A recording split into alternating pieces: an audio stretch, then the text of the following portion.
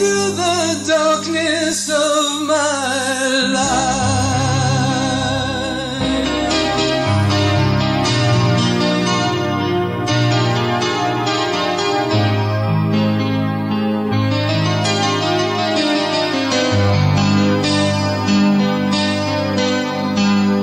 The rose of Sharon, the lily of the valley, the flower among the thorns has bloomed in the desert of my heart.